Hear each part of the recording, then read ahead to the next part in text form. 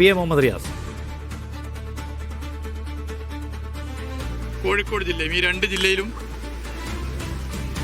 16ഉം 13 29 സീറ്റിൽ LDF-ന് ജയിക്കാനായത് ബേപ്പൂരിലാണ്. അപ്പോൾ ഇത്തവണ ആ പൊതു ട്രെൻഡിൽ നിന്നും വ്യത്യസ്തമായി ബേപ്പൂരിലെ ജനങ്ങൾ LDF-നോടൊപ്പം നിന്നു. അതിന് എല്ലാവരോടും നന്ദി പറയുകയാണ്. തെരഞ്ഞെടുപ്പിൽ വോട്ട് ചെയ്തവരുണ്ടാകാം, LDF-ന് വോട്ട് ചെയ്യാത്തവരുണ്ടാകാം. വോട്ട് ചെയ്തവരും വോട്ട് ചെയ്യാത്തവരുമായ 100% വരുന്ന ജനങ്ങളുടെയും MLA ആയി പ്രവർത്തിക്കും എന്നുള്ളത് പ്രത്യേകം ഇവിടെ പറയാൻ ഞാൻ ആഗ്രഹിക്കുന്നു. LDF-ന് മൊത്തത്തിൽ കേരളത്തിലുണ്ടായിട്ടുള്ള ഈയൊരു ജനവിധിയുമായി ബന്ധപ്പെട്ട കാര്യങ്ങൾ ചർച്ച ചെയ്ത് LDF നേതാക്കൾ തന്നെ പിന്നീട് നമ്മളോട് സംസാരിക്കുന്നു.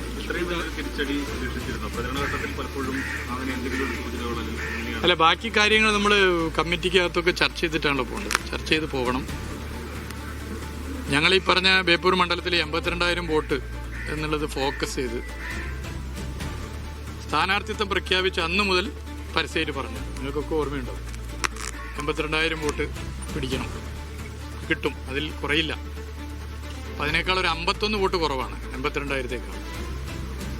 അപ്പം എല്ലാ നിലയിലും എല്ലാ ശ്രമവും പൊതുവെ നടത്തിയിട്ടുണ്ട്. ബാക്കി കാര്യങ്ങൾ ഓരോ തലത്തിലുള്ള കാര്യങ്ങൾ പരിശോധിക്കേണ്ടതുണ്ട്.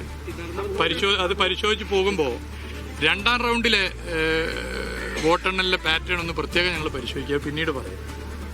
2ാം റൗണ്ടിലെ വോട്ടിംഗ് പാറ്റേൺ ഒന്ന് പ്രത്യേകം പരിശോധിക്കേണ്ടതുണ്ട് എന്നാണ് തോന്നുന്നത്. അത് പിന്നീട് പരിശോധിച്ച് പോകാവുന്നതാണെന്നാണ് എനിക്ക് തോന്നുന്നത്. കാരണം അതായത് കഴിഞ്ഞ തവണ പഴയ ബേപ്പൂർ പഞ്ചായത്തിൽ BJP ആയിരുന്നു 2ാം സ്ഥാനം. 2ാം റൗണ്ടിലെ 15 മുതൽ 28 വരെയുള്ള ബൂത്തുകൾ നിങ്ങളെടുത്ത് പരിശോധിച്ചാൽ അവിടെ BJP-യുടെ വോട്ട് വലിയ നിലയിൽ കുറഞ്ഞിട്ടുണ്ട്. ഞങ്ങളുടെ വോട്ടൊന്നും വലിയ പ്രയാസം സൃഷ്ടിച്ചിട്ടില്ലെങ്കിലും BJP-യുടെ വോട്ട് കുറഞ്ഞിട്ടുണ്ട്, UDF-ന്റെ വോട്ട് കൂടിയിട്ടുണ്ട്.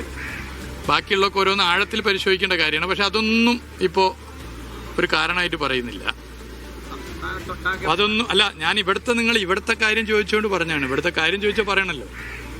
കാര്യം ചോദിച്ചാൽ ഇപ്പോൾ ഇവിടെയുള്ള സഖാക്കൾ തന്നെ പറയുന്നുണ്ട്. പൊതുവേ ജനങ്ങളുടെ ഈ മാൻഡേറ്റ് പൊതുവെ അംഗീകരിക്കുകയാണ്. അതിൻ്റെ അപ്പുറത്തേക്ക് വേറൊന്നുമില്ല. എന്തായാലും ഈയൊരു ട്രെൻഡിലും ബേപ്പൂരിലെ ജനങ്ങൾ LDF-നോടൊപ്പം നിന്നതിന് പ്രത്യേകം നന്ദി പറയുകയാണ്.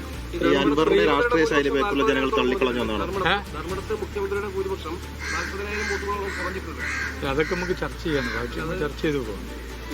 സംസ്ഥാനത്ത് ഉടനീളം ഇങ്ങനെ ഇത്രയും വലിയൊരു വിരുദ്ധ വിചാരം ഉണ്ടെന്ന് ഒരു ഘട്ടത്തിലും റീഡ് ചെയ്യാൻ പറ്റിയിട്ടില്ല. അല്ല, നമുക്ക് ബാക്കി കാര്യങ്ങൾ ചർച്ച ചെയ്യണമല്ലോ. ബാക്കി കാര്യങ്ങൾ പിന്നെ പറയാം. ബേപ്പൂരിൽ 80,000 വോട്ട് പ്രതീക്ഷിച്ചു. അതിൽ 56 വോട്ട് മാത്രമാണ് കുറവെന്നാണ് മുഹമ്മദ് റിയാസ് പറയുന്നത്.